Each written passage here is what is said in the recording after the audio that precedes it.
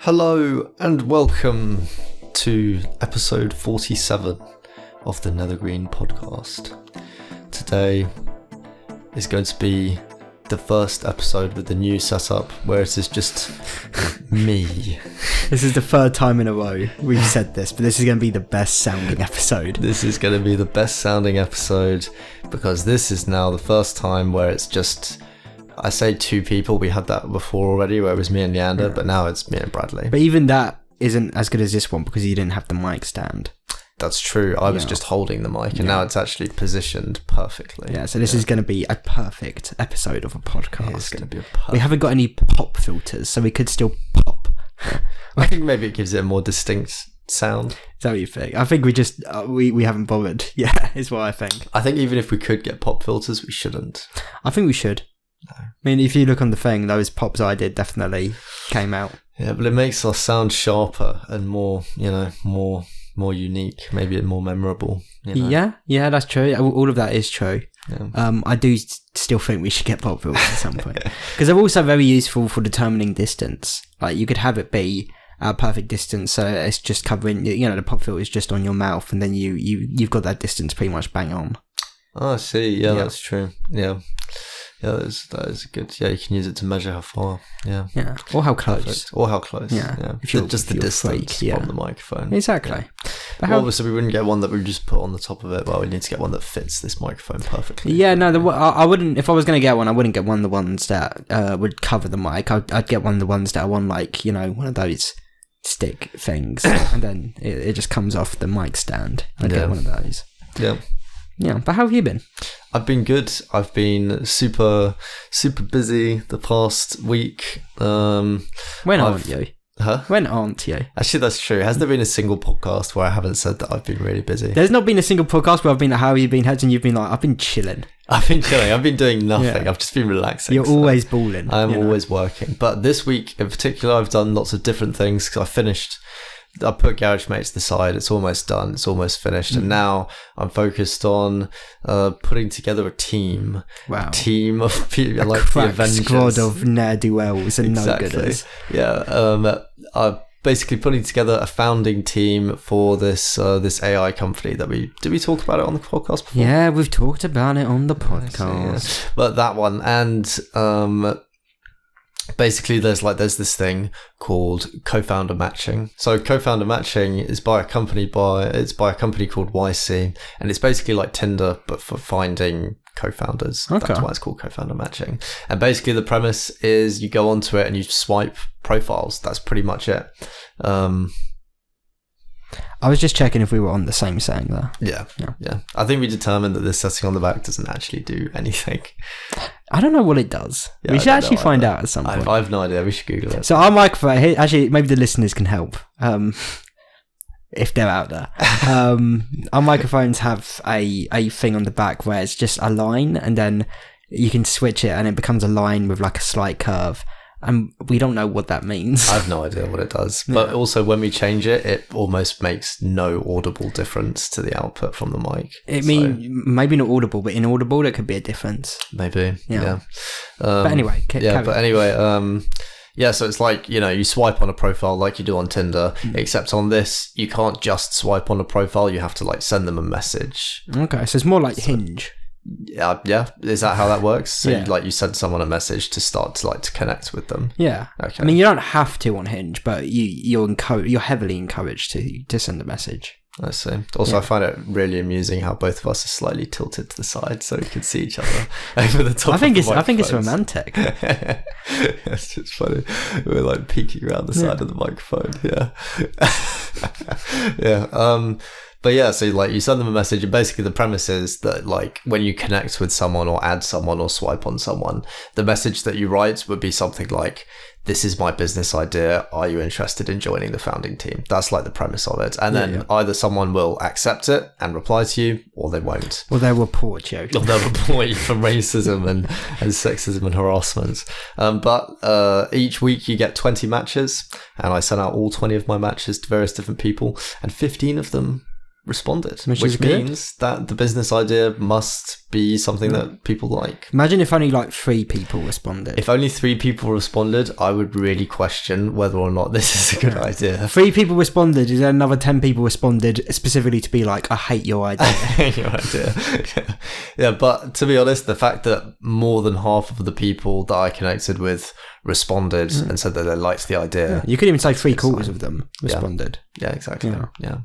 Which is the amount. Yeah, It that is is, 3/4. 15 of 20 is 3/4. But now, what's your next step? You can't have all of them. We can't have all of them. No, if we had a founding team of 15 people plus the 4 of us, that would be ludicrous. It'd be insane. It'd be a small armada. It would be the founders. greatest company in the world. If we You'd could get pull that everything done very quickly. We would, but- yeah. If we could pull that off and I could manage all of those people, that would be legendary. But unfortunately, if we were to have a founding team of 19 people, I don't think we'd get funding. Probably not. Plus, the shares are going to be out of control. Exactly. Yeah, you're barely going to make any money. They'd be off the wall, right? Yeah, they'd be off the chain. So that brings us to a difficult decision because on the team we have 4 people currently, which is me, Sammy, who hasn't been on the podcast, but he might at some point. No, he will be a friend of the podcast at some point. He's one of my oldest friends, and he's currently Hector's best friend. I don't even talk to Sammy anymore. You just do. I hear his life updates from you. Well, you know, I helped him get into an awesome company, and we do coding together. So you know, I guess we have more to talk about on a day. To me, he's someone that I used to know at this point. But hopefully we'll get him on the lover. Yeah, we'll get him on the podcast at some point. I'm sure he'll come over if you ask. If you're like, hey, do you want to come to my house? Yeah.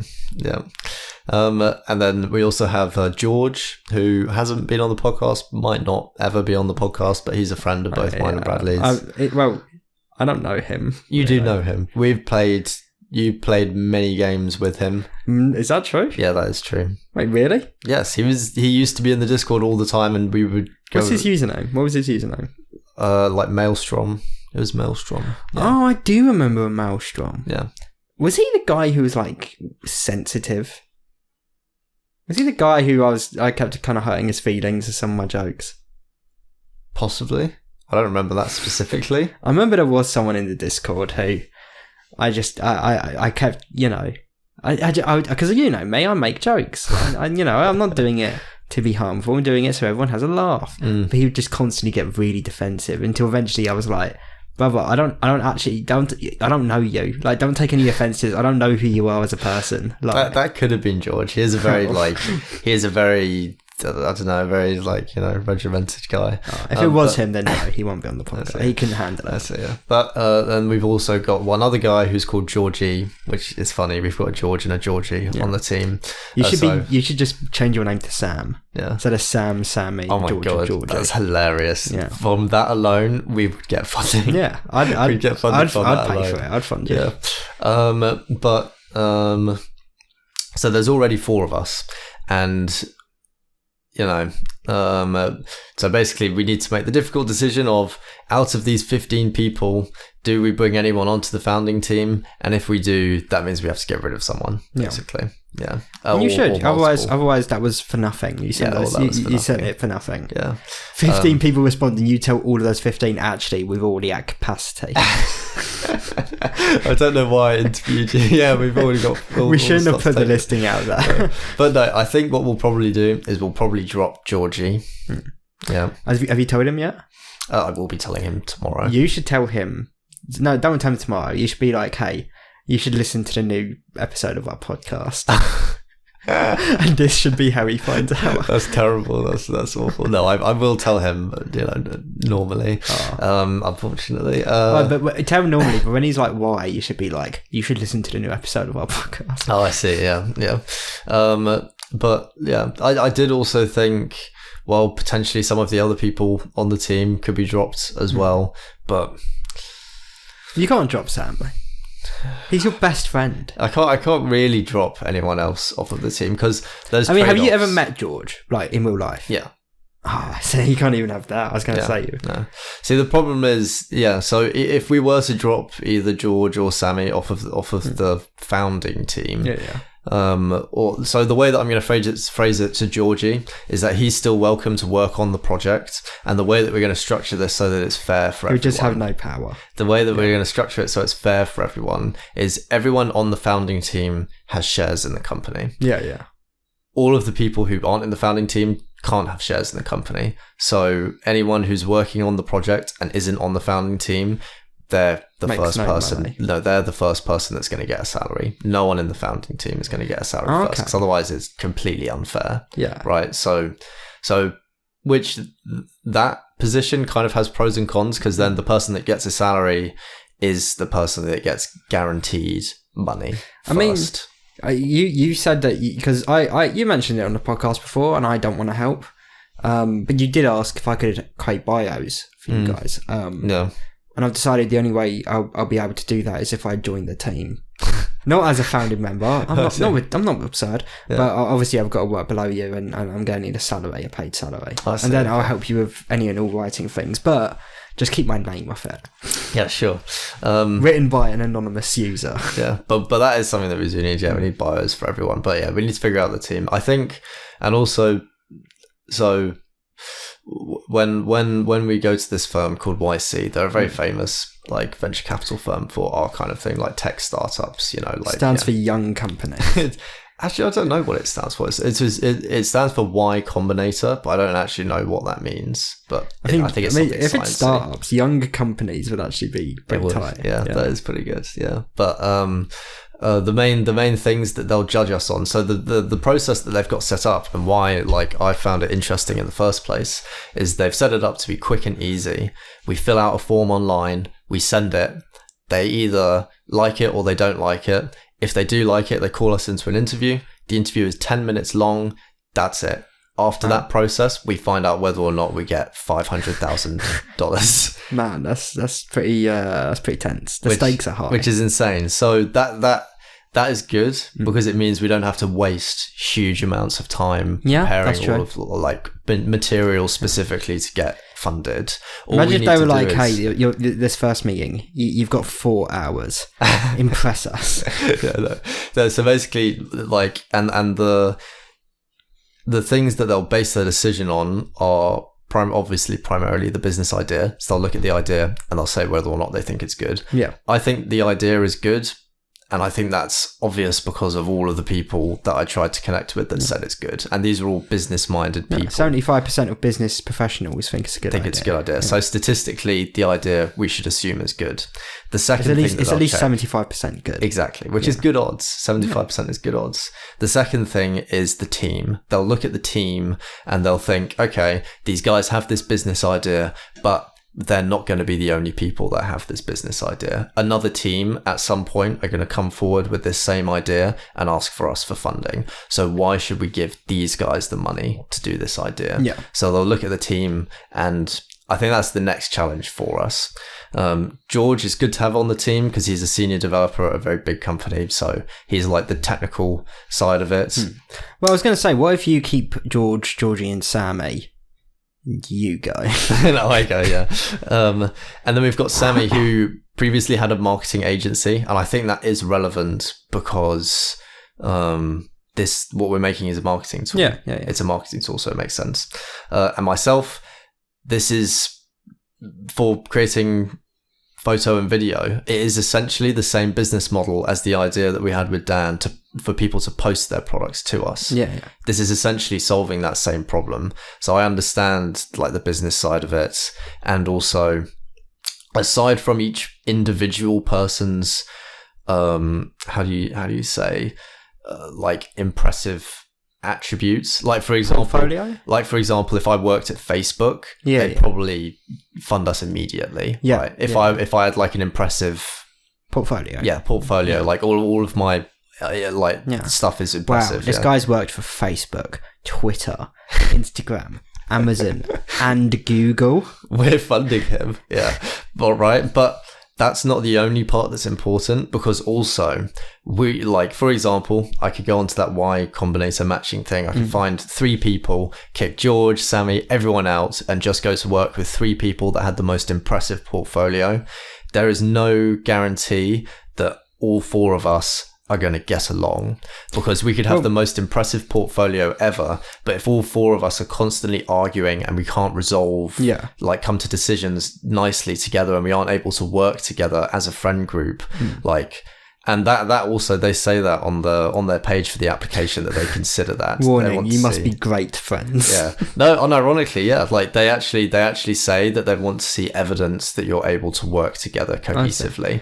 Because what's common is they'll invest money into a company like ours, and then half a year later, all of the founders will fall out and the company gets dissolved and all of that money is wasted. Yeah.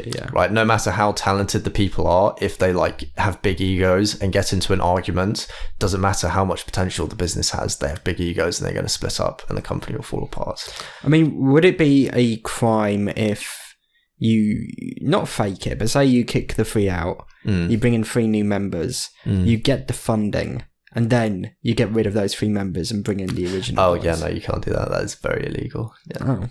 It shouldn't be. It's very illegal. As long as the product gets made still, it shouldn't be illegal. Yeah, it's very illegal. So that would be like, Fraud? I guess, yeah, that would be fraudulent. Yeah, that would be very fraudulent. Well, fair enough. Yeah, but I think our application will be strong because me and Sammy have worked on the GarageMate projects before, and I've worked on George before with some projects. So we've got evidence. You've worked on George before. Yeah, I've worked on George before, yeah. So we've got evidence that we can work together as a team, which I think is almost equally as important as very much, yeah, very portfolio. Much. Yeah. And then we'll basically bring on one more person to replace Georgie, who's like I think the person that we're going to bring on is this girl called... Okay, so it's structured like LinkedIn. Yeah, it is structured like LinkedIn. Yeah, so she's roughly the same age as us. She graduated from King's College. I mean, do we want to speak too much about her? She might not join the project. Right. Oh, no, she will. Yeah, she'll join the project. So you're 100% choosing her? Yeah. I mean, yeah, okay. Yeah, I think so. Well, I mean, actually, you can have a look at the other ones, but this is the person that I think is best. The other person that I thought about was this guy. So basically, these are the 2 best candidates that I. Do you think he's related to? I'm not going to say it, but yeah, don't say his full name. Yeah, but no, I actually maybe he is. Maybe we should bring him on. You never know. Yeah, that's crazy. I'd put it in my About Me if I was related to him. But hang on, so this could be an interesting point. Part of the reason why I think we should bring Dennis onto the team is because diversity. Yeah, basically, yeah. I know it sounds weird, but I feel like if we have one woman on the team, I somehow feel like we're more likely to get funding. No, you're progressive. It's 2024. Yeah. I completely agree with you. That would. But also, the product that we're selling is basically a marketing tool. And what are marketing departments full of? Bitches. They're full of women, right? Every single marketing department I was close. is full of women, and she's going to be in charge of like the sales development and the and that side of things. So it makes sense that we would have a woman in charge of the sales development. In a way, you do. For that. I mean, obviously I was joking when I said bitches, but you kind of want her to be a bitch. You want her to be like no nonsense, by the books, get the job done. Yeah. You know, you get into an argument, and it's not even an argument. She's just like, "You're wrong, Hector. I know what I'm doing," and you're like, "Whoa, bitches, right? You know? Bitches, am I right?" Yeah. But yeah, that's also part of the reason why. And even though I thought maybe that's weird, I just feel like that's somehow true. No, it is. I feel like that is somehow true. No, it is. It's 2024, dude. If you had a trans person on the team, none of you getting the funding, but they're doubling your funding. Holy shit! You're getting $10 million. Yeah, oh my god! But yeah. So we need basically inspiring bios for everyone because, like I said, like they'll look at us and they'll think, why do we want to fund this team of people to do this project? Yeah. So it's important. And one of them explains it like this. He says, "We get thousands of applications. The easiest and fastest way for us to read all of these applications and come to a decision is I'll read your application, and then after I've read it, I'll say it back to myself like a story. And if the story doesn't make sense and it doesn't sound good, I'm not interested." Okay. Like the way that he gives an example, he says like 2 friends who met in university, both interested in machine learning, come together and build a product to blah blah blah. Like like it needs to make sense. Yeah. And I'm sorry, as nice as Georgie seems, random guy I meet on the internet that has a background in healthcare that became a developer 1 year ago. Like that. Yeah. That has nothing to do with the products that we're Look, building. Georgie, you seem like a nice guy, and I'm sure you're listening, but you're just not an impressive person. Shit, Jesus Christ! But like, I don't know anything about you, Georgie. on the other hand, Sammy previously run a marketing agency that's related to, and he's very building. young. He's a very young guy. You know? And it's related to the products that we're building. He's like what, 16? Yeah, man. Yeah, fuck yeah. Yeah. And then we've got George, who went to university and studied computer science, got a good job in development, is now a senior developer, and I've been friends with him for a while. We've worked on projects. He's a bit sensitive, but they never need to know that. It makes sense that we'd bring someone like that onto the project. That makes sense, because we need some sort of senior developer person. And then me, I mean, I've been trying startup businesses. You speak for you. years. No, don't even. You speak for yourself, mate. Like, you're the most impressive guy on this list. Thank you. Yeah, yeah. I've been trying to build businesses for years. It should be those three have inspirational bio, and for you, it should just be a picture of your massive cock. They'd be like, God damn, this guy needs funding. And then this girl, well, we need to see if she fits into the picture properly. But from the call that I had with her, I think so, because she graduated from London, from, what is it called again?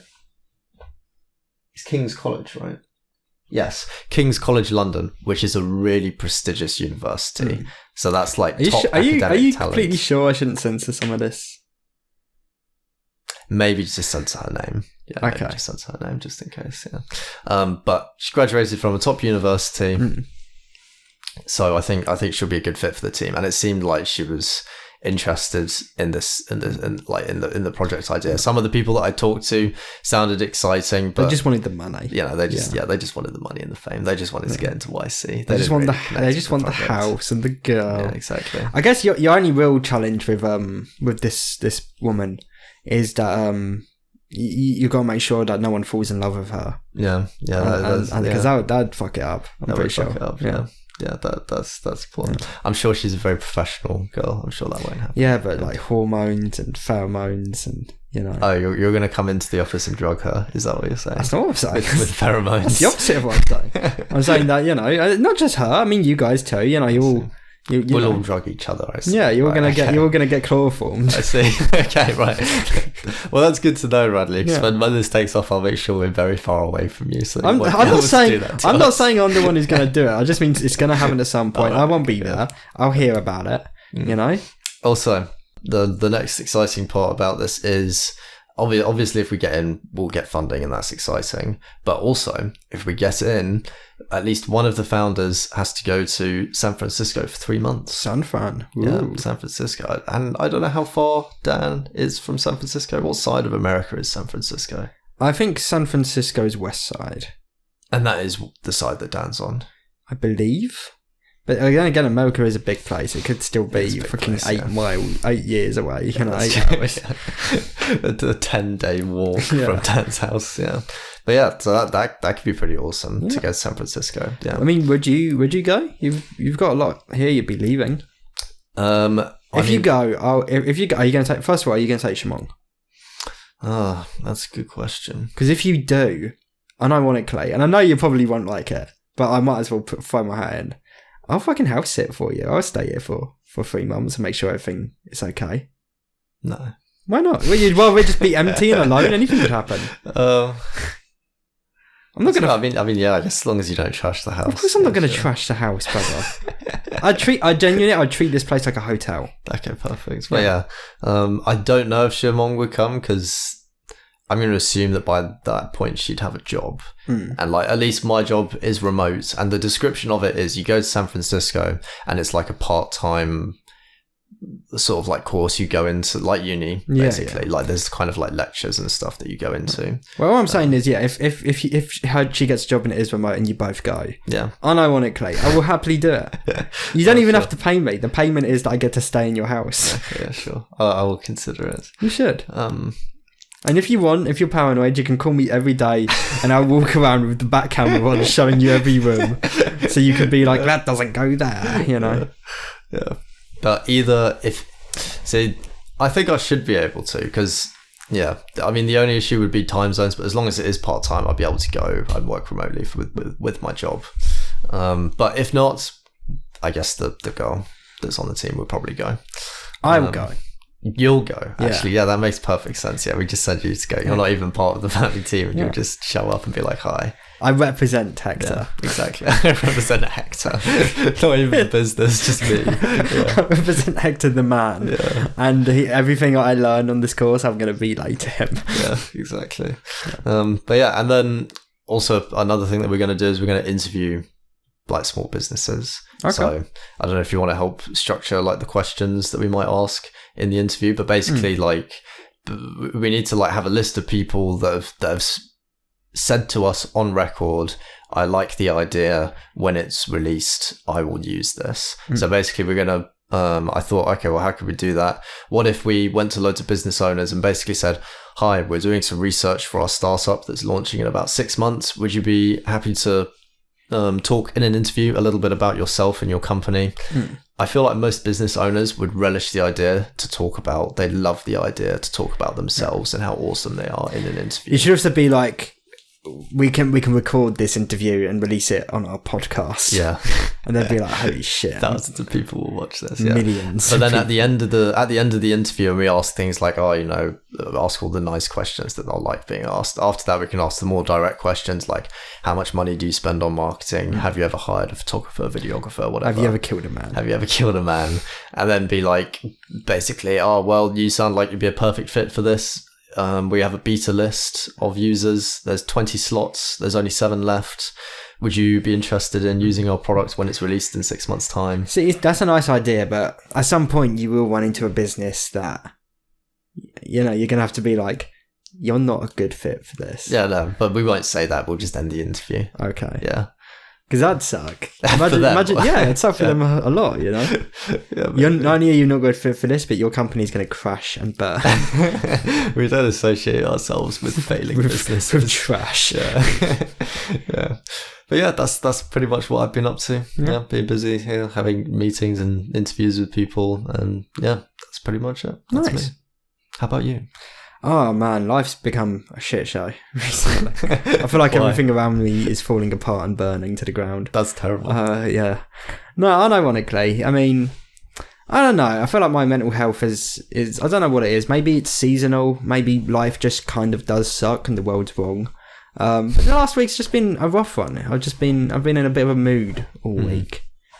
I definitely felt it at the beginning of the week, to the point where I am going to have to kind of talk about my work. As I've mentioned before, I work with, special needs kids in a school. And I was in a bad mood on Monday. And I could have recognised it. I was like, yeah, I don't know what it is. I just feel like shit. Tuesday comes around and I was just really not happy. To the point where I started kind of becoming a bit snappy with the kids. I wasn't mean or anything, but, instead of my usual, trying to beat around the bush, a kid would punch me and I'd turn him around and I'd be like, go over there, go away. Get away from me, kind of thing.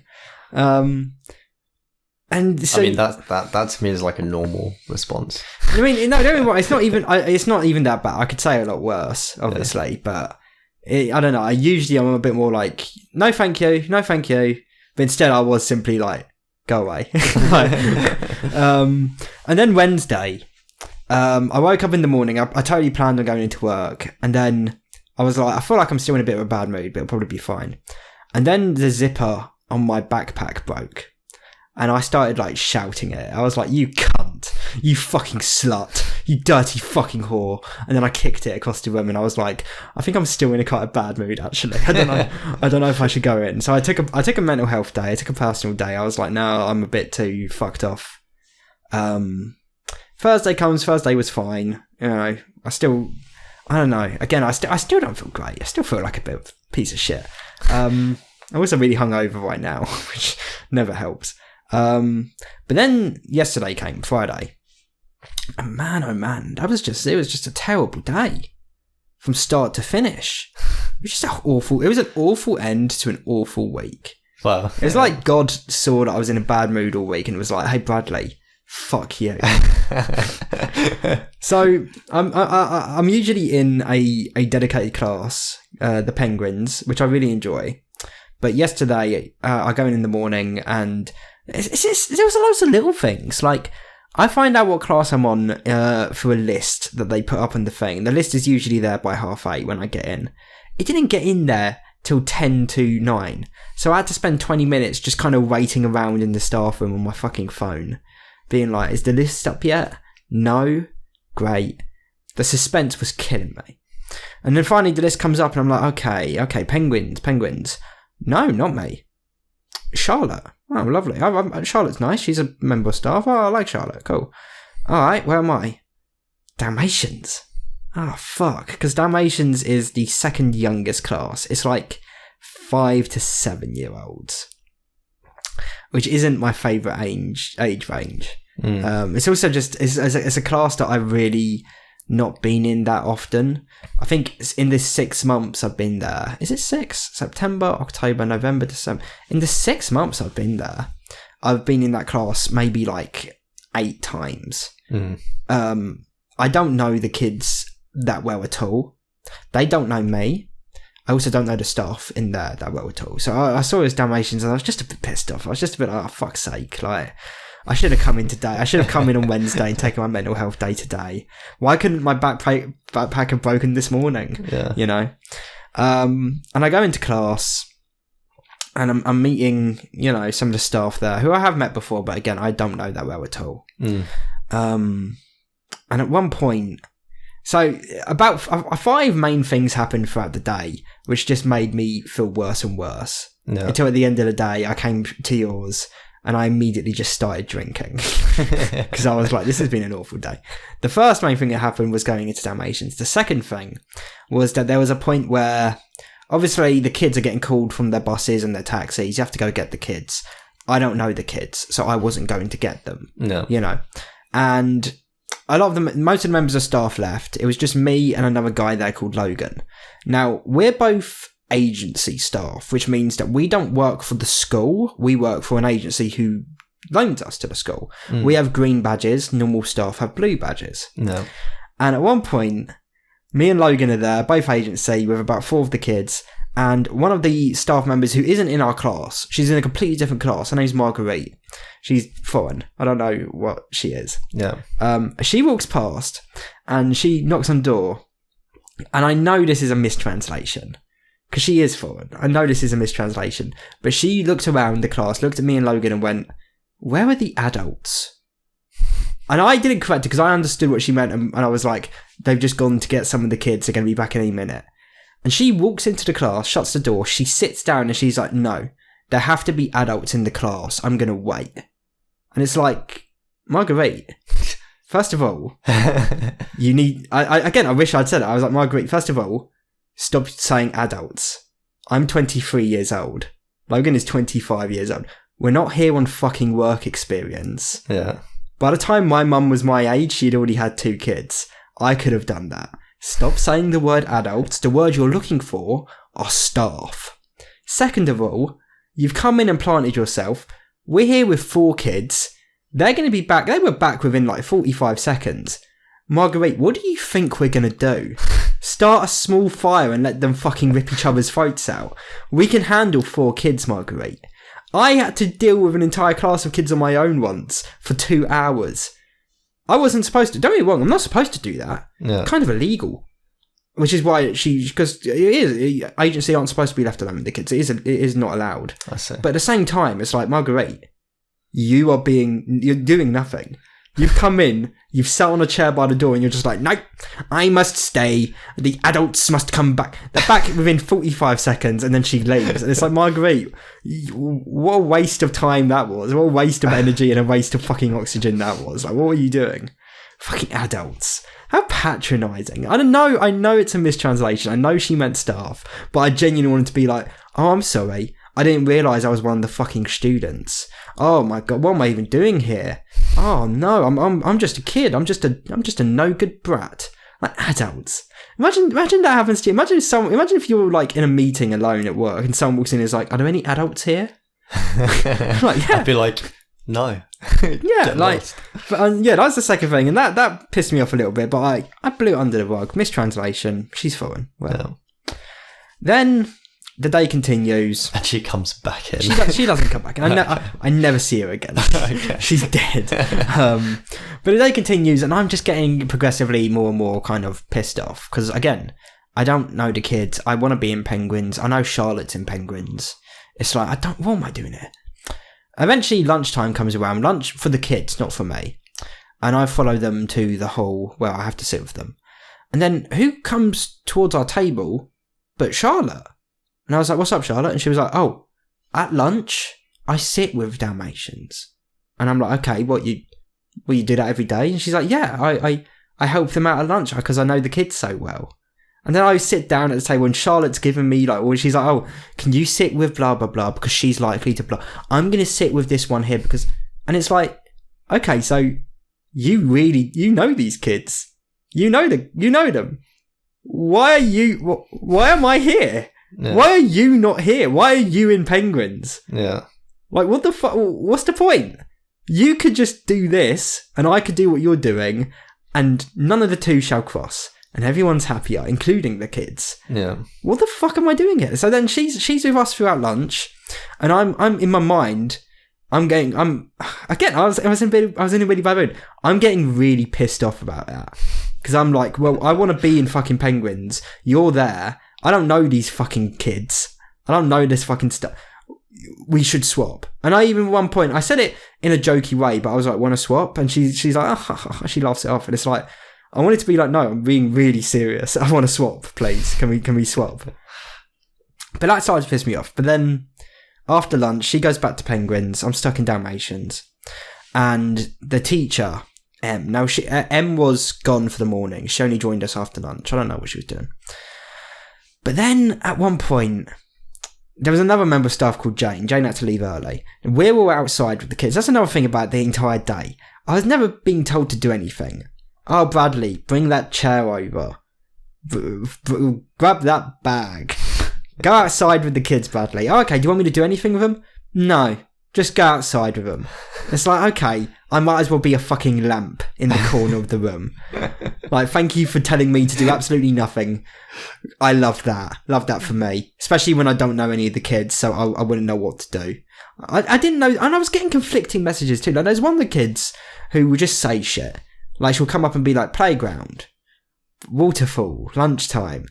And then one of the teachers, Dawn, was like, what you want to do is you want to repeat what she says back to her. Exactly how she says it. Playground, waterfall, waterfall. And then after lunch, I'm with another teacher, and she's going playground. I'm going playground, and she and that teacher suddenly goes, playground later.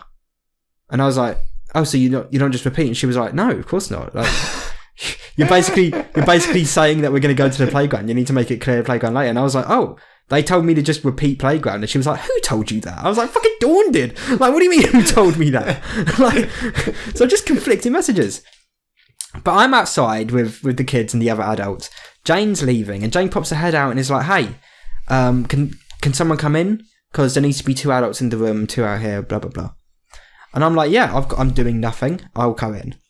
I go in and Em looks at me and immediately goes, actually, Bradley, is there any way you'd be able to swap with either Dawn or whoever?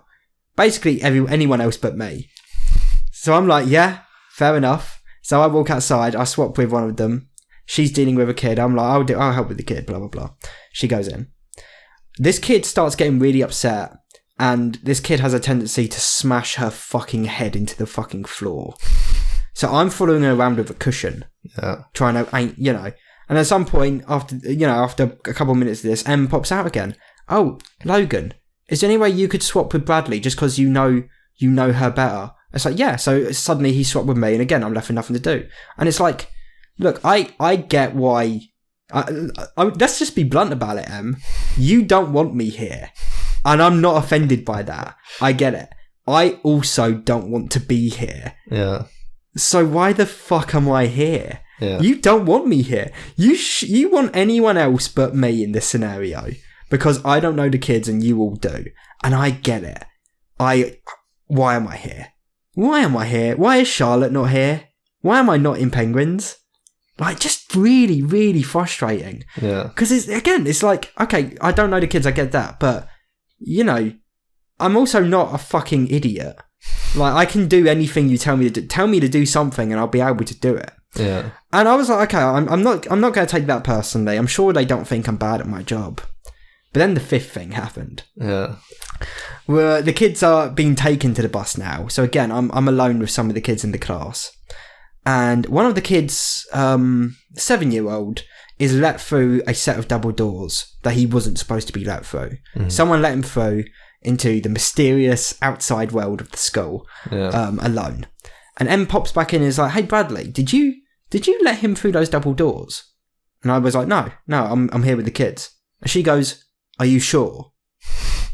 What the fuck did you just say? Yeah, you're right. I left this room of 7-year-olds to go and let that random 7-year-olds through the double doors alone. And then I came back and they were all fighting. Like, I'm not a fucking moron, Emily.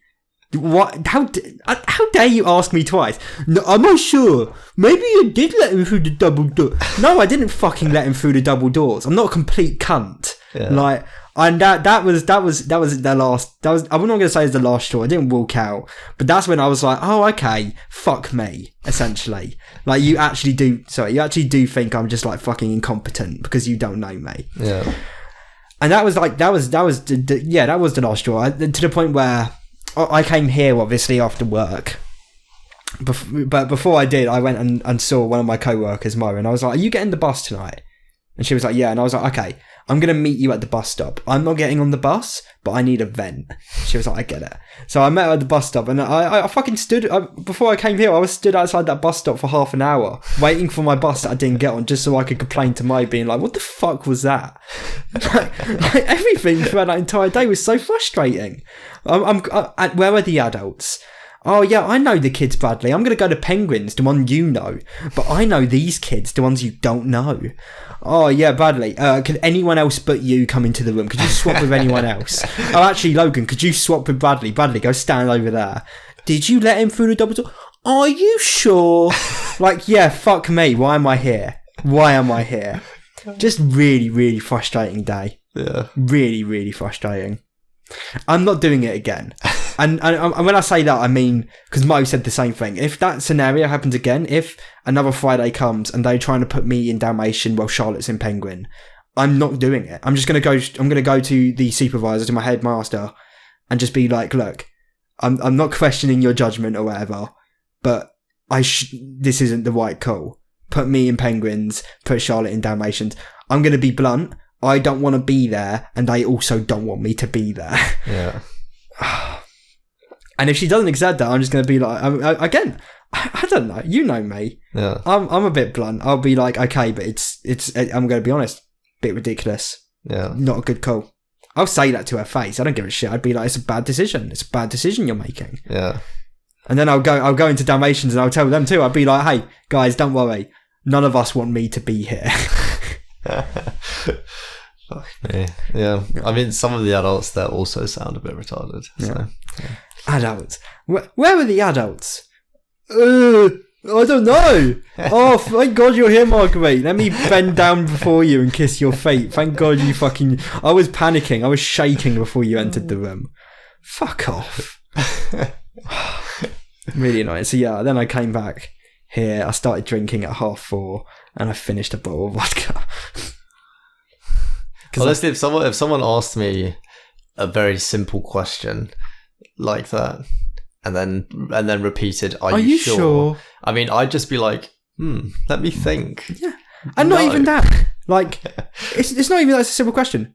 Did you let... This is the question she asked me. "Hey, Bradley, did you let that random 7-year-old through those double doors where he could enter a door that leads to the outside world and just run into the fucking wilderness? He's got no other adults he knows with him, no other students he knows with him. No one would know he's gone through these doors. Did you do that?" And then she had the fucking goal to go, "Are you sure you didn't do that?" Like, "No. Yeah, I did it. Fuck this kid." Like, I've got nothing for that. I've honestly got nothing for that. That was when I realised, like, oh wow, yeah, you really don't know me. Yeah. Because I'm not that incompetent. Yeah. My teacher Melissa in Penguins would never fucking ask something like that of me. She knows I'm not a fucking moron. Yeah.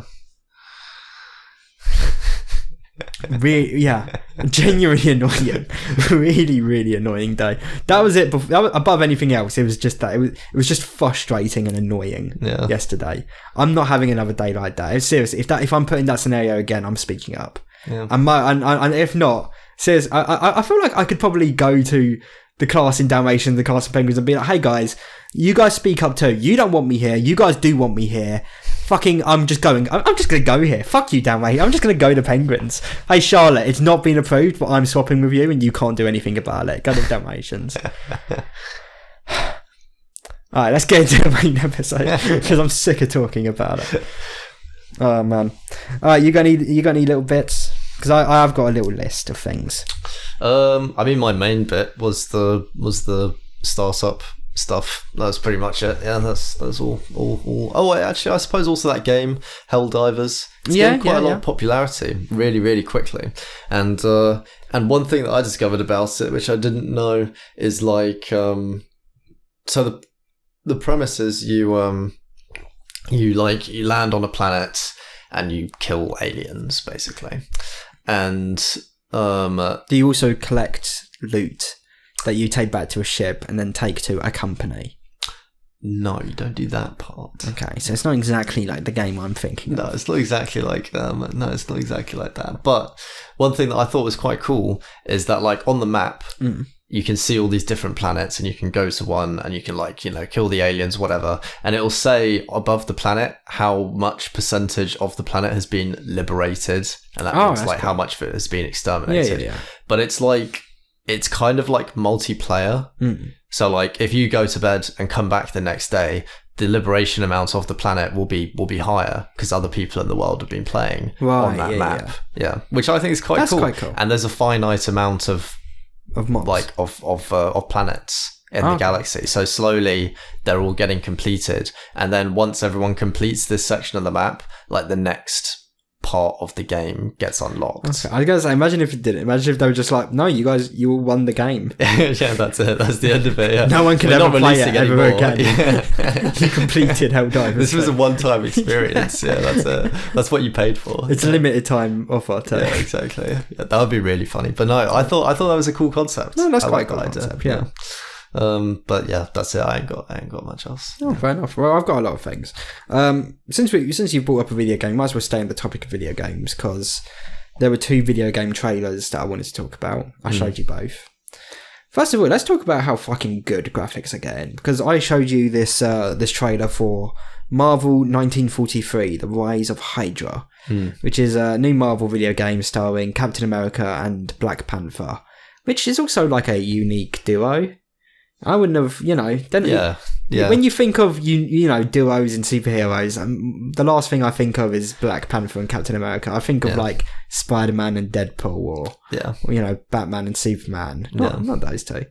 But I remember because when the trailer came out, I'd heard about the video game, but I don't care that much. No other way to put it. I just don't really care about it, but I saw a clip from the trailer of Black Panther, and I didn't know the video game trailer had come out. So I immediately was like, "Holy shit!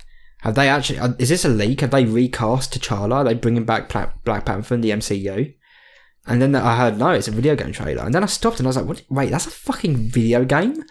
That looks so goddamn real." And then I watched the rest of the trailer. I was like, holy fucking shit. Yeah. Like, how good have graphics gotten recently? Yeah, kind of the same with that trailer. Well, not the trailer, but the cinematic intro I showed you to Helldivers. Yeah, it looks really, the graphics really good. Are really good. It looks like it is almost a movie. Yeah, and especially, I don't know if that's another thing about that. I don't know if it's because graphics in video games are getting good or CGI in movies are getting worse.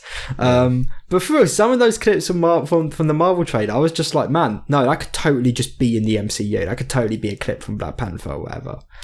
It's just like, it looks really good. I have nothing to say about the story. I don't care. I don't care about this video game. Yeah. Just graphic-wise, pretty fucking outstanding. But there is one thing I noticed with that trailer and that clip you showed me from Helldivers, where they both look amazing, but in both scenarios, we didn't see any gameplay.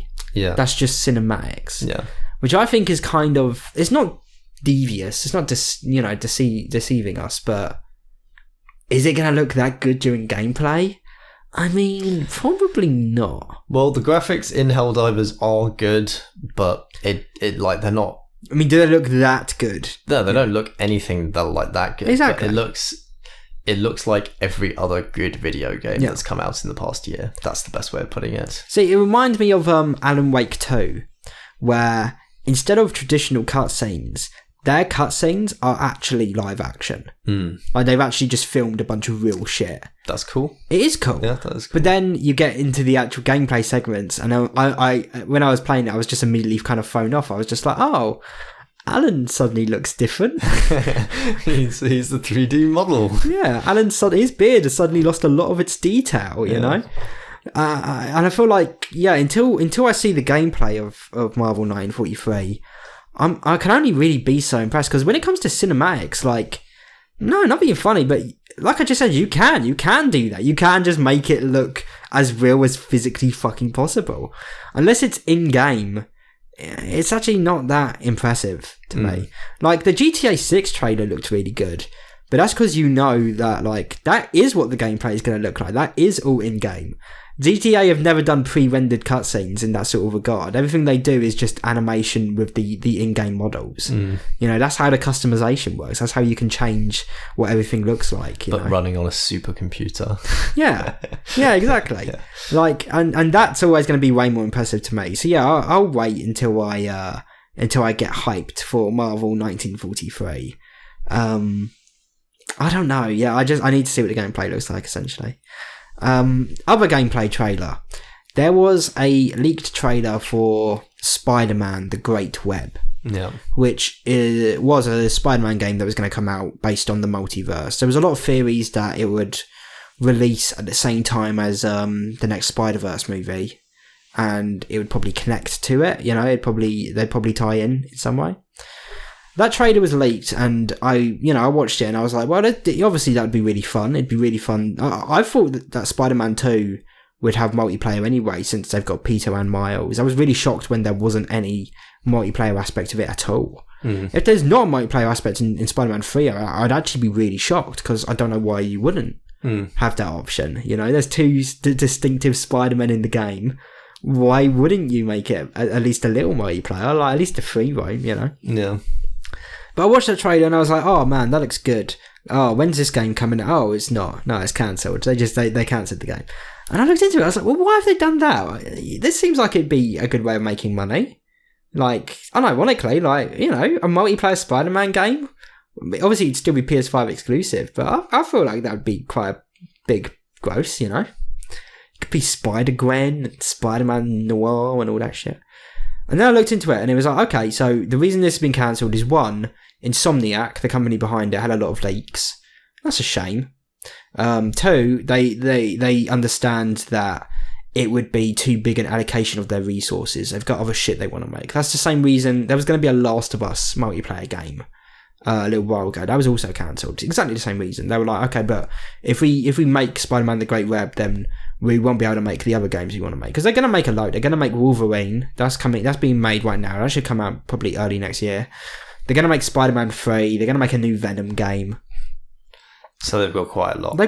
And they realised, like, yeah, if we do the Great Web, especially if that theory was right and they wanted it to tie into Spider-Verse, it would have to be released next year in order for that to work. And I completely understand if they just can't do that, you know. Why not get a different studio to make it? Because that's cheating. To be blunt about it, like, that is cheating. Like, okay. I mean, they could totally do that, and it's been done before with, like, Batman, for example. While Rocksteady were making Arkham Knight, WB Montreal made Arkham Origins, just so the time between games wasn't too long. Like, they could do that, but Insomniac are very hands-on, and they really want to be a part of the development for each of their games. But it does make me think that, okay, well, you could still make it.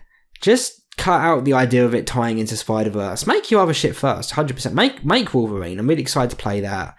Make your fucking Venom game. I'm less excited about it. I don't care about that, to be honest.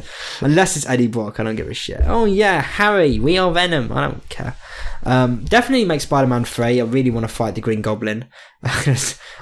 You know, calling on the Goblin. You know, I really want to fight him. But after all that, like, yeah, fuck it. Make a Spider-Verse game. Like, I'd buy it. I'd definitely buy it and play it.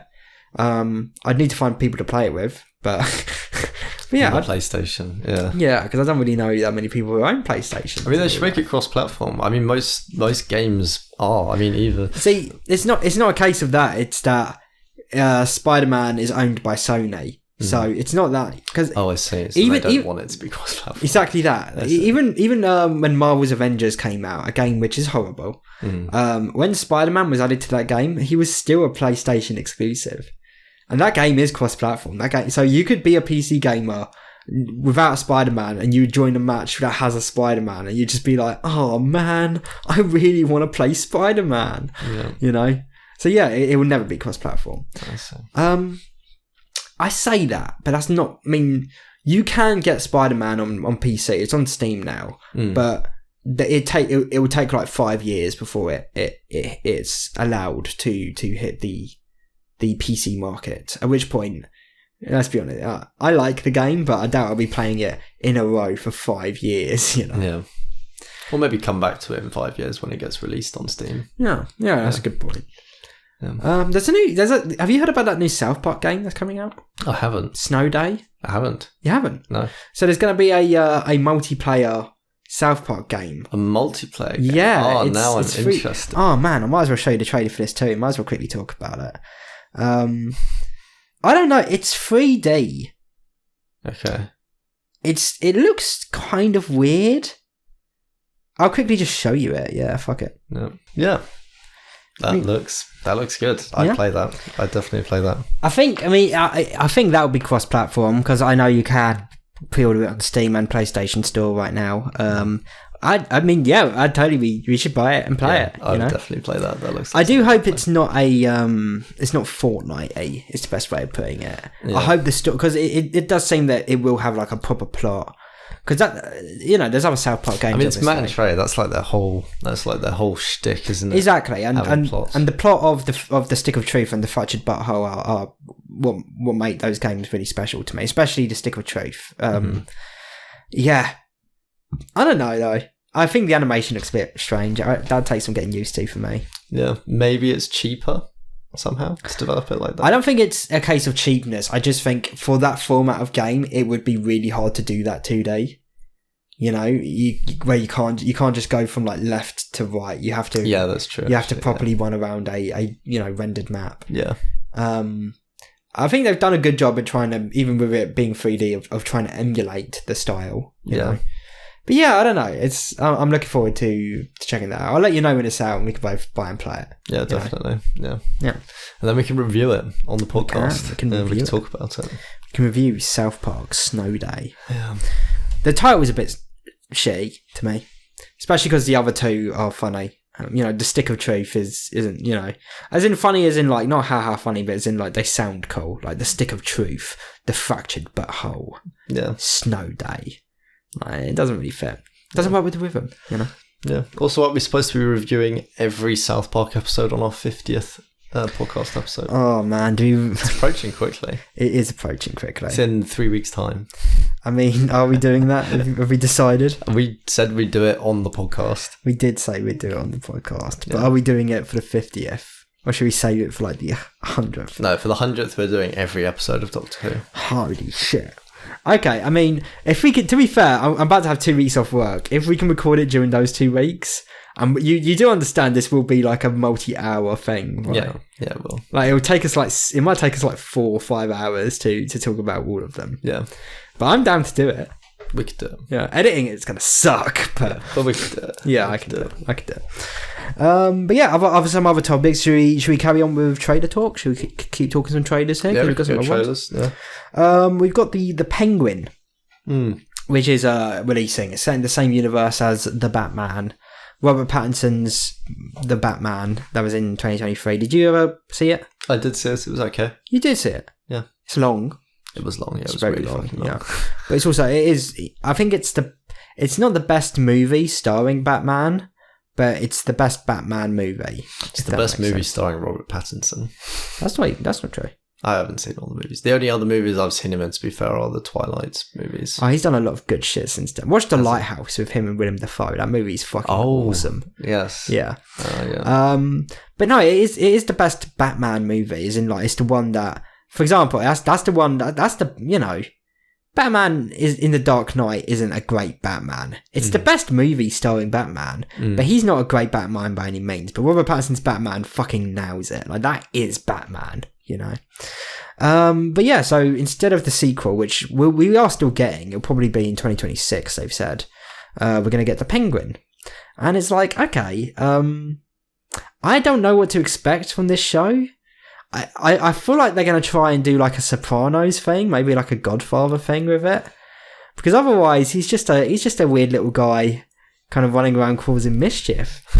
Like, I remember I didn't know what to expect from the Joker movie, and they just did a fucking, you know, Taxi Driver, King of Comedy fucking, you know, drama piece, when they easily could have just done the opposite. He could have just been a weird guy running around blowing up banks or whatever. Yeah. So I feel like they are going to try and kind of pull a Joker. They're going to try and make this like really gritty and slow and character driven when he's the Penguin. Yeah. Like, I don't know. I'm kind of looking forward to it. I don't know how long it's going to be. I'm going to guess it's like 6 episodes. I'd be shocked if it was more. I wonder if Rob Bat is going to be in it. If he is in it, that'd be quite... Because if you're going to have the Batman appear in the Penguin, the Batman should beat him and win. So it'd be funny if he's just in like the last 10 minutes of the last episode. It's just him beating the shit out of the Penguin. Penguin goes to prison.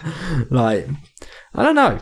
But yeah, I haven't got that much to say about the Penguin. I thought it looks good. I think it looks good, yeah. I mean, the trailer didn't really show much. It was just a penguin giving like a little speech, like a Kingpin speech of when I was a boy. Yeah.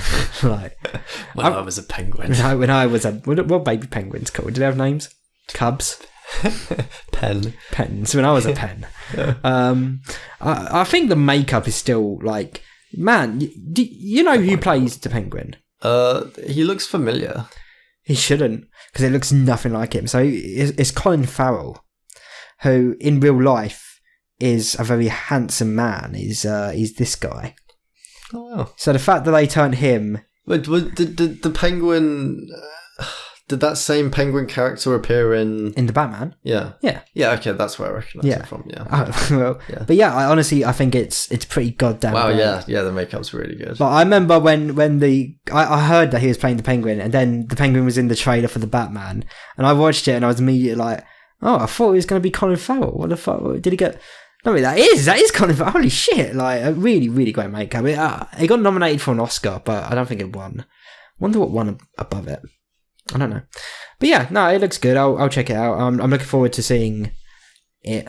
I mean, I thought it was going to be a movie from that trailer. I didn't notice that. Nah, yeah, it's a show, yeah. I mean, I think... I don't know. I feel like a Penguin movie is a bit too far. The Penguin isn't that... I mean, don't get me wrong, he's known, but people know who the Penguin is, but do people care who the Penguin is? Not really. Not as much as like Joker or something. Yeah, I guess so. That's like if they were like, hey, we can make a Dr. Octopus or Green Goblin film, but we're going to make one about Electro. It's like, okay, we're fucking... We know that won't be the only Batman TV show. They're also going to make one about Commissioner Gordon and just Gotham in general, which is weird because you made that show. There's a show called Gotham, which is about Commissioner Gordon. Yeah. Are you really going to do it again? And hopefully, I mean, you'll definitely do it better. Gotham's shit. But at the same time, it's like, I'm not that thrilled for that show. I don't really care. I don't care. Give me a show about Catwoman or something. Give me, you know, I like the idea of just giving random Batman villains shows or movies. That's fun to me. You know? Last trailer we could talk about is Doctor Who. No, sorry, we also got Beetlejuice 2. We'll talk about that one first. No, you've never seen Beetlejuice. I'm shocked about this. I've never seen Beetlejuice. In fact, the only... Probably my most exposure to Beetlejuice is from Dan's dad. Because he is very much like Sir Michael Keaton. And he does those Beetlejuice jokes in the car when we're with him. Yeah, he does it all the time. So it's a great movie. Yeah. It might be my favourite Tim Burton movie. Tim Burton, he also directed shit like fucking Charlie and the Chocolate Factory. I see. What, the classic one? No. The one with Johnny Depp. Oh, okay. And okay. he did the OG Batman, Batman and Batman Returns, also with Michael Keaton. Yeah. This is a movie that it's been like 35 years since the original, which is always a risk. I mean, there are some sequels that come out that long after and are good, but at the same time, it's like... What rights do you need to be able to do a sequel to a movie? So, like, if, for example, another production company did a movie 35 years ago, would we be allowed, for example, to just make a sequel, even though we've got nothing to do with the production company? As long as we buy the rights or license it, yeah. I see.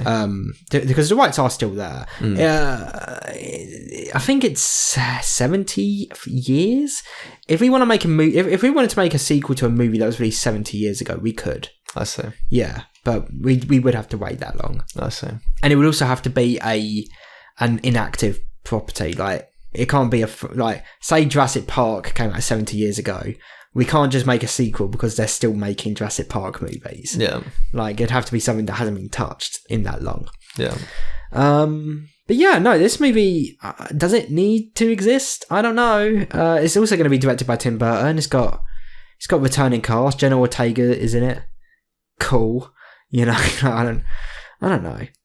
I'm cautiously optimistic just because the original, we've got to watch it. The original is really a special film, in my opinion. Especially, it is a childhood film of mine for sure. I hope this doesn't ruin it, essentially, because it could. It could make it dark and gritty. Because that's the thing about Beetlejuice. It's a very silly film that doesn't take itself seriously. And then you see this trailer where they're playing the banana song all slowly. They're doing the Ghostbusters thing. Yeah. Where in Ghostbusters Afterlife. Oh no, what if it is just like Ghostbusters? I hope not. Because I remember seeing the trailer for Ghostbusters Afterlife where they're playing the slow version of It's something strange in the neighborhood. And it's like, man, this sucks. This is downright terrible. I don't want this. I don't know. I'm cautiously optimistic. I'll watch it. Yeah. I'd watch it. Yeah. But yeah, you have to watch the sequel, the original first. Or don't. I can't on your mum, I probably should. Yeah, you should. Yeah. But yeah, we also got Doctor Who trailer. Obviously, I mean, I didn't even need to, I'm obviously going to watch it in either way. This trailer changed nothing for me. What did you think of the trailer? I'm more interested in that. Somehow seemed and felt a lot different to previous Doctor Who. One thing I noticed about the trailer we watched on YouTube, it's wrong. As in, like, to me, it's really obvious that it was filmed in HDR and it's been converted to SDR really bad because the color grading looked really awful to me in that trailer. It's not going to look like that in the final product. That's just bad conversion. I can fucking tell. Like, yeah. I mean, it looked fine. Looked like Doctor Who. There were a few little bits in it that I enjoyed and I didn't enjoy. That little joke about, Ruby steps on a butterfly and she instantly becomes like a fucking lizard woman. I think that's fun. Yeah. That'd be a fun... Because Doctor Who never really has explored the butterfly effect in that sort of regard. Yeah. There's one shot where Shooty's there and there's a little hologram picture of the 10th Doctor next to him. And I'm thinking in my head, like, we're still on this? David Tennant had just come back. He was here 2 episodes ago. Mm-hmm. Get past it. I don't care anymore. Fuck off. Like, fuck off, DT. I love you, but fuck off, man. We're still focusing on 10. Really? Yeah, David Tennant's always going to be... Show a picture of Capaldi next to him or something. Show any other Doctor. Show the 9th. Show any other Doctor apart from 10. He was just here. Yeah. Come on. We're going to have Mel come back. Do you remember Mel? From The Giggle? Oh, vaguely. Yeah. Yeah, you can see her in the trailer. Rose is in the trailer. Yeah. As in Donna's daughter Rose. Yeah. I don't know, dinosaurs, the music. Is there going to be a musical episode? I wouldn't be surprised. No, there is. There is. Yeah, episode 2 is going to be... it's based around the Beatles. They're going to meet the Beatles. And it was theorised there'd be musical episodes, but... you could tell it's that episode because the Doctor's wearing like a blue suit. Yeah. And if you actually look through the trailer, any of the shots where he's wearing a blue suit, there's like dancing. So in my opinion, that definitely confirmed it. It will be a musical episode. Yeah. Probably in the same vein as the Goblin song. Oh boy. Yeah. Goodness me. Yeah. Well, hey, it's supposedly a new era of Doctor Who, so I guess it's going to be different. And Well, they at least it should be. kind of actually referenced that in it, because there was someone who's like, things are getting supernatural, and it's like, like Doctor Who doesn't lean into the idea of supernatural. Like, I hope it actually is supernatural. Essentially, I hope it's not just they're ghosts, but no, they're aliens. Like, no, actually give us some cool shit. Fucking really lean into it. Yeah. Fucking time again. The goblins didn't need to be time travelers. Fuck that. Like, Yeah. staying on the topic of Doctor Who, though, there was another bit of Doctor Who news, which is interesting. I've known this for ages, because it was mildly leaked, but also it was obvious. But Stephen Moffat, who was the showrunner for Matt Smith and Peter Capaldi, he's coming back. He's going to be writing at least one of the episodes of this new season. His last episode was when Peter Capaldi left. I'm okay with that ish. I mean, it does kind of suck that we haven't had an episode by a new writer since 2020, and since then, the showrunner, whoever that may be at the current time, has been involved in all of them. And that means that in new Russell T Davies, a new era of the show. Okay, but the first 8 episodes of this new era are going to be written by the 2 previous showrunners. Like, where's the new in this new era? Yeah. I also believe this hasn't been confirmed, but I think he'll also write the next Christmas special, because Stephen Moffat fucking loved Christmas specials, and I could see him really wanting to do that, and I feel like Russell would give it to him. His episode is going to be. We've known about this premise for a while, because he spoke about it before. Because it's going to be an episode where the Doctor gets stuck on a landmine. That's the entire concept of the episode. Because he's mentioned that before, and then there was a shot in the trailer where that happens. Essentially, we see the Doctor on a landmine, and as soon as I saw that shot, I was like, oh yeah, Moff's back, 100% Moff's back. There's no way anyone else is going to write that story but him. Mm-hmm. I know. A lot of people hate Moffat. A lot of people hate him, because he is a really great writer. He's not a great showrunner, and that's why I'm very okay with him coming back. Give him a single episode, he'll knock your fucking socks off. This man wrote Blink. This man wrote The Empty Child with the gas mask zombies. This man wrote The Vashta Nerada. This man knows his shit. He's just not a great showrunner. The exact opposite of what I thought about Chris Chibnall at the beginning, before he proved me wrong, and he proved he was actually not good at anything.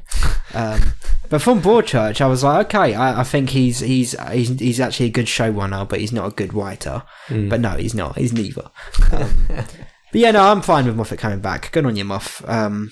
Missed ya. I really hope we get some new fucking writers at some point.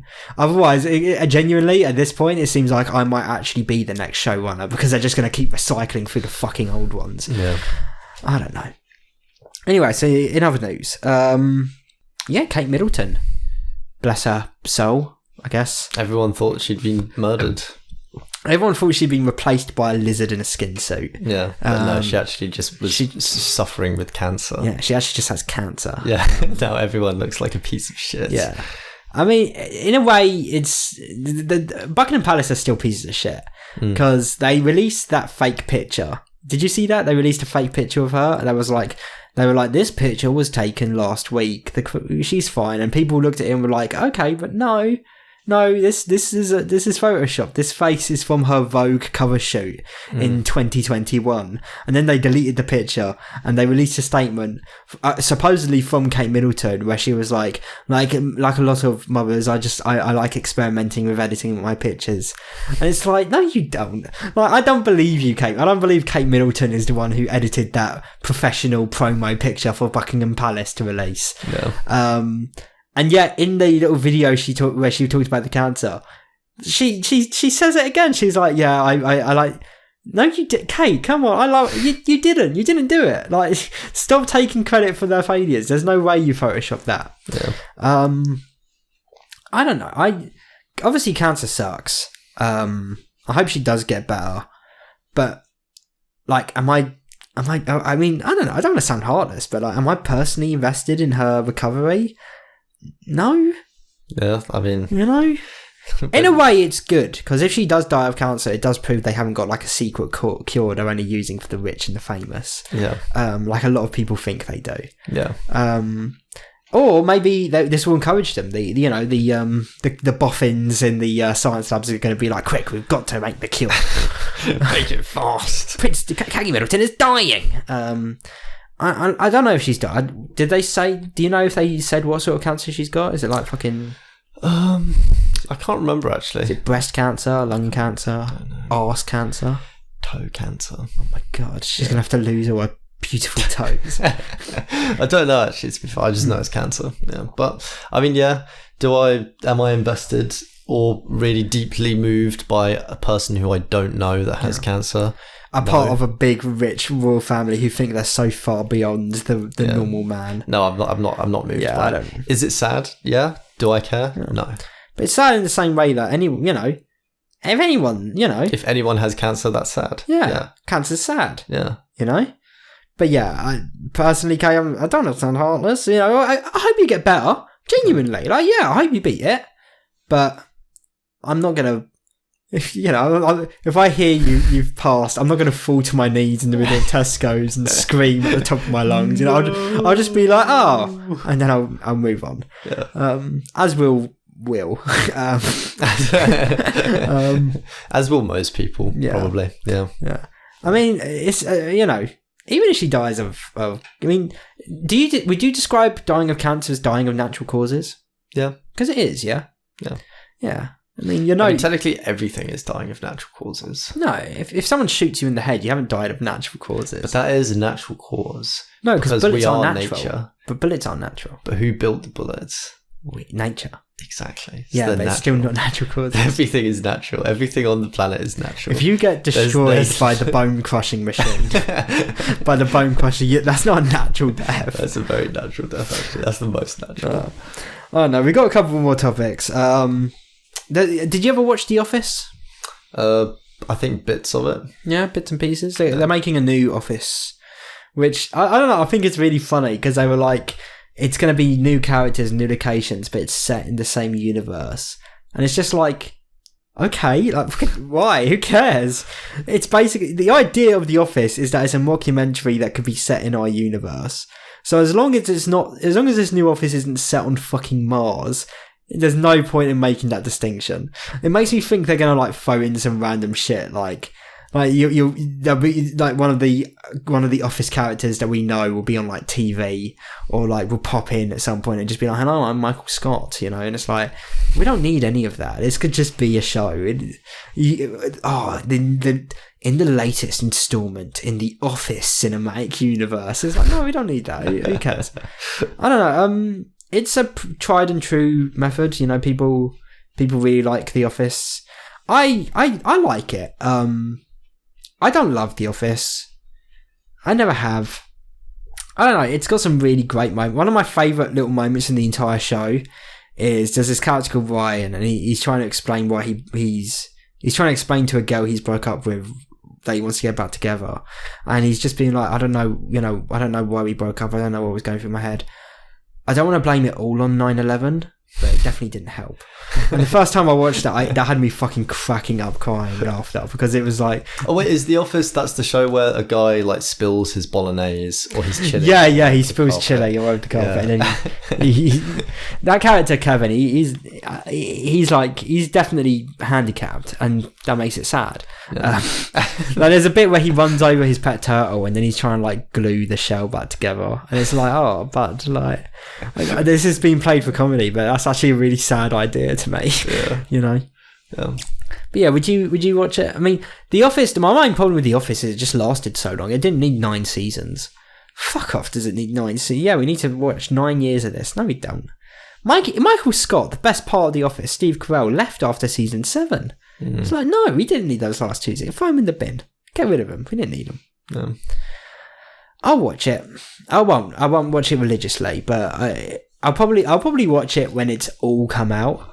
in like 10 years when it's finished, that's when I'd actually start watching it and be like, I might as well give the new Office a try. You know? I mean, the only parts that I'll probably watch would be if someone else is watching it and I'm there with them. If someone else spills another bucket of chili. Exactly, yeah, I'll be there to watch that, or like clips from it, because I mean, I've seen bits from The Office. I've maybe seen 1 or 2 episodes with someone. The best description of The Office is that it's a really great background show. It's a really good show to just put on and do other shit to. I don't think, I mean, I've the only times I've ever sat down and like actually been focused on The Office was when I was smoking a lot of weed. But apart from that, I used to put it on if I was like playing a video game and I just needed something in the background to block out the crippling sense of silence in the world. But yeah, there's also I want to talk a little bit about, because you brought up your AI thing. Have you heard about this latest scandal with one of the movies?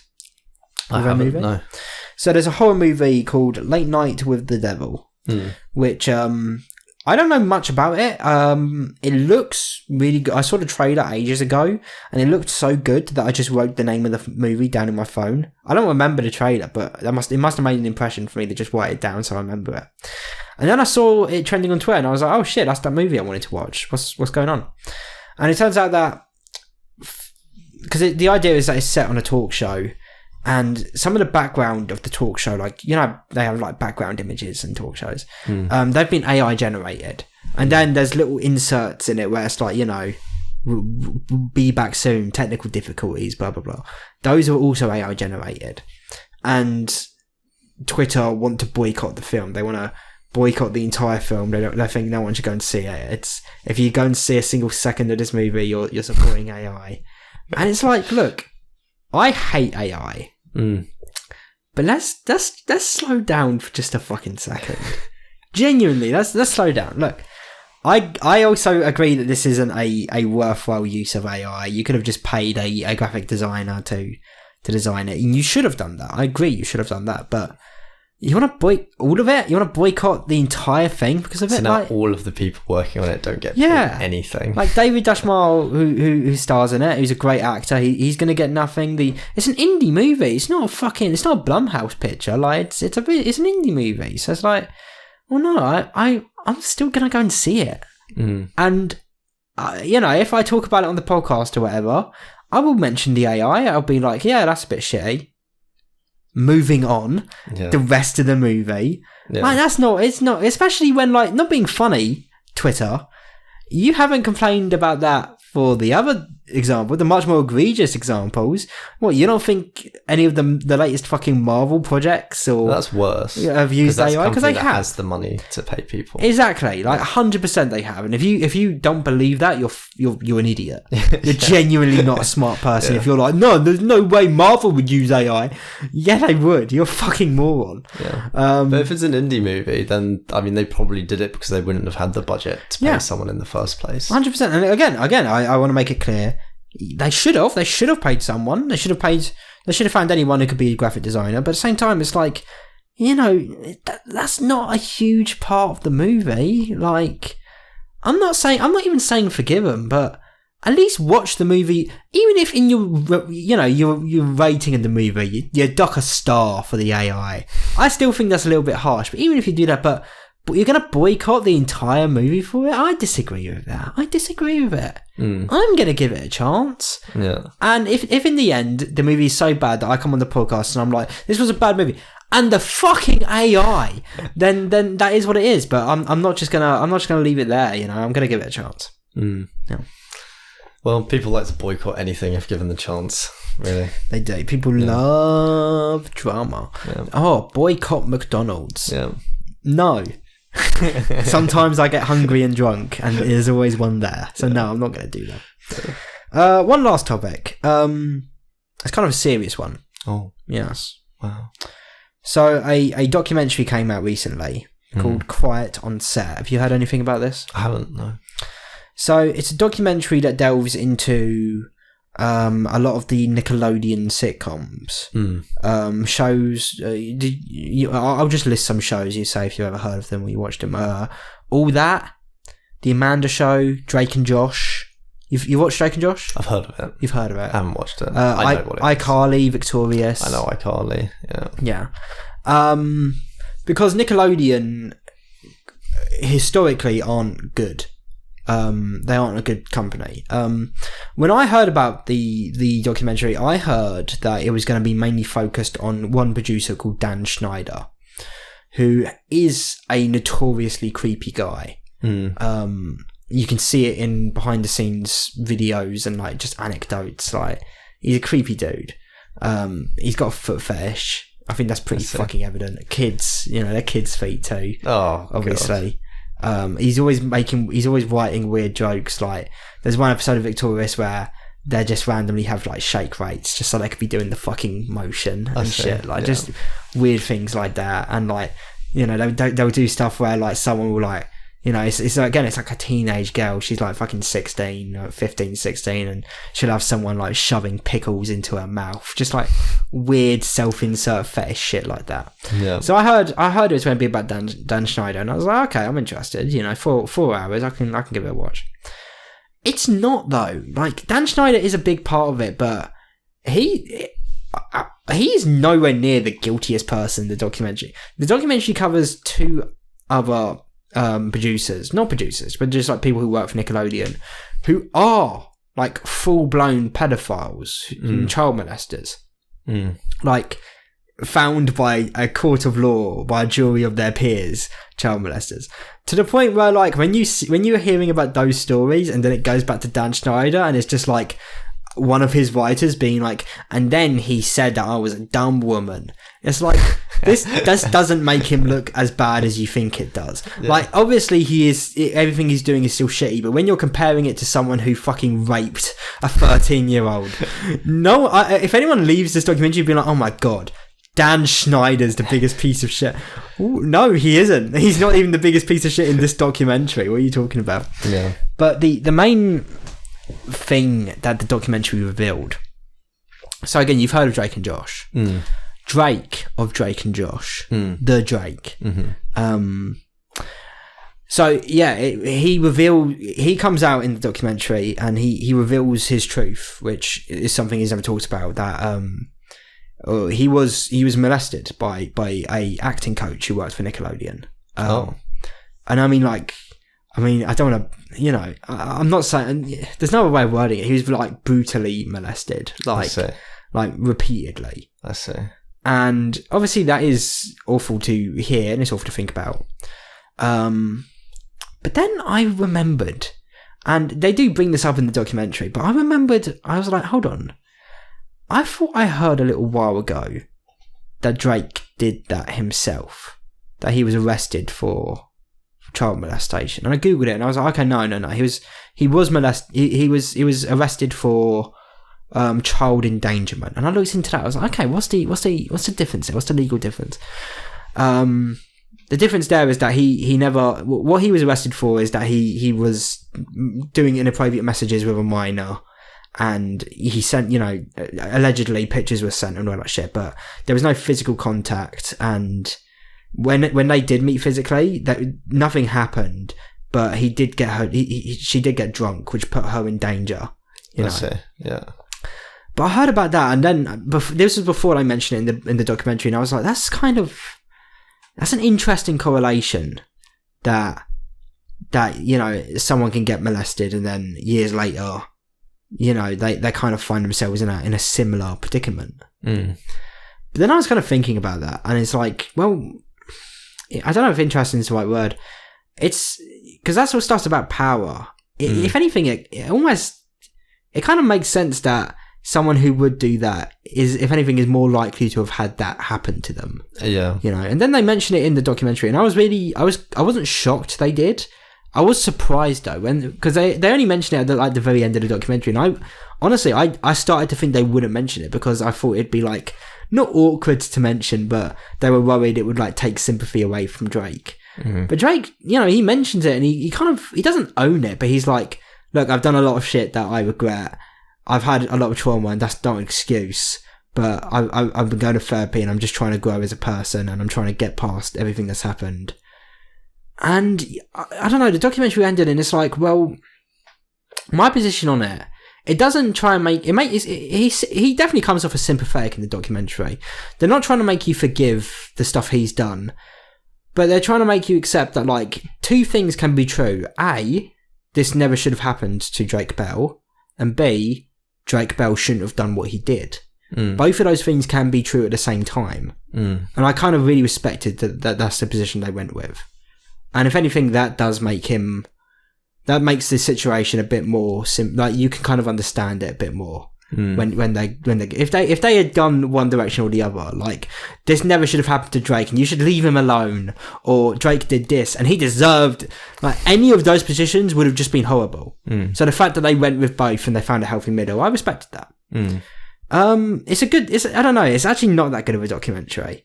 They over dramatize a lot of shit that, like, is bad, but, like, for example, like, Dan Schneider, he was a dick to the women he worked with, and it's like, yeah, that sucks, but that's also just Hollywood. That's not a Dan Schneider specific issue. Yeah, like, that just happens a lot. And then there's some, like, there was a woman. Oh, I out loud, I was like, you fucking cunt. There was one of the paedophiles, not the one who raped Drake Bell, but the other one. It starts the episode and she's like, so I have a 13-year-old daughter, and she was an extra on all that. And then this producer starts emailing her. And I thought he was a bit weird, but he seemed friendly, and he said he could get us some roles, so I let it keep happening. And I was immediately like, ooh, you let it keep happening? The guy's like fucking 30, 40, messaging your 30, you let that keep happening? But then she continues, and she's like, and then one day, you know, they've been emailing for a little while, and I noticed that she slams the computer shut and she runs to her room, and I follow her and I'm like, what's wrong? And she says that he's just sent her a video of him naked masturbating with the caption, wanted you to know I'm thinking of you. And I'm listening being like, fucking hell. And then the mother goes, and then she starts crying and she's like, and I really wasn't sure what to do. I wasn't sure if I should go to the police or not. And I'm sitting there and I'm thinking, like, well, good thing you did. And then she goes, but in the end, I didn't go to the police, and I just decided to block the email and keep her as far away from him as possible. And out loud, I went, oh, you cunt. You fucking cunt. You terrible mother. You're the problem. Because then it turns out that guy does do some shit, and he does rape a girl, and then it cuts back to the mother, and I'm just sat there being like, that's on you. Yeah. You did that. That other girl that he raped after that could have been prevented if you weren't such a fucking cunt. If that sort of thing happens, oh, should I call the police? This 30-year-old man just sent a video of him wanking to a 30-year-old. Oh, will the police do anything? Will anyone care? Call the police. Call the fucking police. Silence is compliance. You fucking cunt. Yeah. That woman's the biggest villain in the documentary. Fuck it. I hate that woman. I hope that woman burns.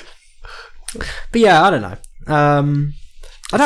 Sounds like a very negative documentary. Yeah, full of unpleasant things. No, it is, but it's also it's arguably an important documentary because, like, this stuff was happening, you know, in Hollywood. You know, Nickelodeon films in LA. It was happening in Hollywood to children. You know, and again, it's not just the sexual stuff. It's also just like there's one kid who's talking about how he was on, like, the cusp of manhood, essentially. He's going through puberty, and they have him dress up in, like, a full body suit, like a tight body suit where everything's, like, is exposed, and just how demeaning and embarrassing that is for a kid who also doesn't feel like, if he says no, he could just be replaced. And some of these kids are, like, the main breadwinner for their entire family. You're 13 and you're making more money than anyone in your family. Like, that's not a position, again, that's not a sexual thing, but that's still not a position that any kid should be in. Like, that's horrible. Imagine the pressure as, like, a 13-year-old knowing that if you say no to something like that, your family could be on the streets, like, homeless, because you didn't want to be in a bodysuit when your body is changing. Yeah, like, it's just that's horrible. And I would say it's arguably an important documentary in the sense that you can't let shit like that happen anymore. It never should have happened, and it can't keep happening. If you've got kids on a project, on a film or TV project, you need to fucking protect them. You need to make sure that they feel safe and that they can say no to uncomfortable shit like that. Yeah, you know. I don't know. It's worth a watch. It is negative, but you know. The movie industry is full of a lot of sick fucks. Yeah, a lot of paedophiles. Paedophile Island. I wonder why. The world is full of sick fucks. Maybe. Yeah. And what a positive end to this episode of the podcast. Probably should have ended it on a bit of a higher note. Yeah. Quickly, think of one last topic. Let's do a quick bit. We haven't done many bits this episode, actually. Let's quickly think of a bit. Okay. Ring, ring, ring, ring. Hello. Oh, fucking hell. I wasn't expecting that touch. Okay. Hi. I'd like to order a pizza, please. A pizza? We only sell Kung Pao chicken. No, I'm cutting this. This is going too far. You're gonna get cancelled on Twitter. I'm saving you from yourself. We came up with a good bit earlier off podcast about, because we do some bits about saw traps because we just find them really funny. They are just funny. Yeah. The idea that Jigsaw just eventually gets paid, like, it started ages ago because we were talking about like what would be like the worst saw trap, and it was like, you must clean my car and get to my groceries, or I will kill your entire family. Or like, you must find which glass of water contains bottled water amongst these 7 glasses. You have 3 seconds. 3. Bring out the bone crusher. Or like, you must climb to the top of this 10-meter tower in 3 seconds. Ready, go. And before he's even started counting down, bring out the bone crusher. So I think the 3-second ones are funny, but also you must write my dissertation. You have 2 months to prepare, or we will burn you in acid. You must get into college and get really good grades. You must find the woman of your dreams and have 3 children. You have 18. Live a fruitful life. You have 18 years. I don't know. Yeah, I want to make those into sketches one day, because I feel like there is some really strong comedic potential, especially that bone crusher bit we only came up with earlier, but that's a really funny idea. Like, you have 10 seconds, release the bone crusher. It's like, wait, what? I haven't even started. Give me a chance. But yeah, no, that's a bit of a higher note. Now we can end it. End it with some laughs. But yeah, thank you for listening. Hopefully this is one of the best sounding episodes of the podcast. Or it's one of the worst. Maybe we made a horrific mistake in the recording of this episode. Potentially, but hopefully not. Yeah. And hopefully we aren't peaking too dramatically and getting too close to the microphones. I've remained fairly consistent distance. Well, that's the thing, because if you look, like, that might look like it's peaking, but there's a big difference between that and that. Yeah. Like, as long as it's a bit more, sorry audience for that, as long as it's a bit more, that's very manageable, essentially. I even if that is legally peaking, that's not going to be too much of an issue. Nice. Because a peak is a mindset, you know. Yeah, it's the peak, the top of a tall mountain, you know. Exactly. It's an unreachable destination. It's actually P-I-Q-U-E. It's French. Peak. It's a peak. But yeah, thank you for listening. I guess in 2 weeks we're going to review every fucking episode of South Park. Yeah. Oh man, we still haven't even seen the latest South Park movie, the latest special. Oh no. So we're going to have to watch that and add that to the list. Boy. Are we just doing the episode? Should we also review the movie, and should we review the 2 video games? I think let's just do the episodes. We got to at least review the movie. We got to review Bigger, Longer and Uncut. I suppose so. Yeah. Yeah, no, we have to, because they mention it in the show. There's that pair of episodes in season 3 which are a sequel because it deals with Saddam and Satan. And that just won't make sense unless we talk about the movie. So yeah, we have to. Yeah. I guess that might genuinely be like a fucking 4 or 5 hour episode. It might be. It might be. It could be. If we have to, we can record it throughout the day. We don't have to actually do it in a 5 hour sitting. We could do 2 hours, get some dinner, come back, part 2, part 3. Yeah. We're gonna have to watch every episode.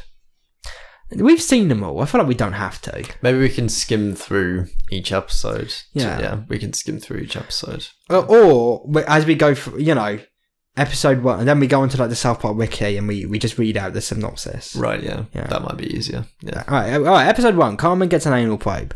In this episode, Cartman gets an anal probe, I guess. That's the episode. Yeah. I rate it 6 out of 10. Are we also going to rank them? Are we going to actively do a list? That's going to be so hard. That will be hard, but I feel like we should. Like, I'll write in the notes on my phone, and we just decide, like, is it above this? Is it below this? Okay, yeah. Until at the very end, we've come up with... Yeah, but that's the thing. If we're going to do that, are we going to have to agree? Like, are we going to have to, like, make some... It has to be a list between the two of us, so we're going to have to agree on it. Yeah. Or do we do 2 separate lists? Probably just one list, and then if we disagree, just take the average between our 2. Yeah. Yeah. That's a very good... Yeah. Alright, but yeah, thank you for listening. Yeah. Peace out. We'll see you next time. Bye.